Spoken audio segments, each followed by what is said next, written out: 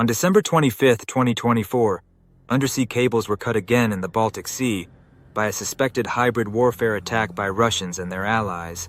NATO suspects that Russia has taken a strategy of cutting critical undersea infrastructure, CUI, in response to NATO's support of Ukraine in its ongoing war. As a result, NATO initiated the Baltic Sentry operation to prevent further attacks on the underwater infrastructure of its Baltic member states.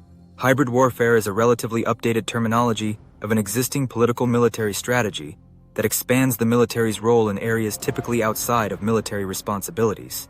Advanced modern militaries, such as the United States, are expected to operate in multi-domain operations, MDO, which includes coordinating military activities across land, sea, air, space, and cyberspace, coordinating military activities with non-military activities, and using technology to achieve outcomes in the right time and space.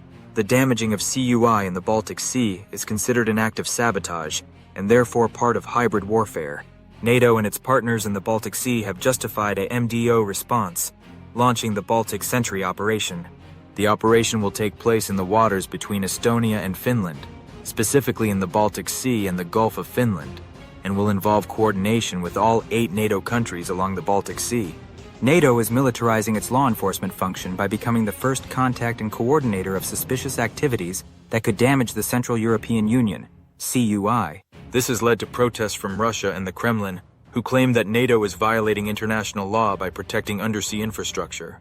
Russia's Deputy Foreign Minister Alexander Grushko also stated that Russia would use its military to protect its interests in the region. Hybrid warfare, a rebranding of Mao Zedong's gray zone tactics, has been used by NATO and the US to address these issues.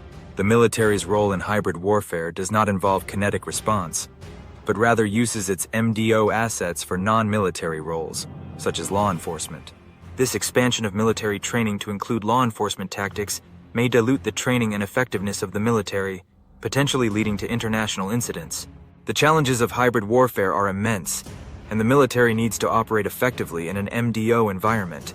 The Western solution should be to seek soft power solutions and increase law enforcement resources to areas like the Coast Guard and customs and border protections, supported by economic measures if needed.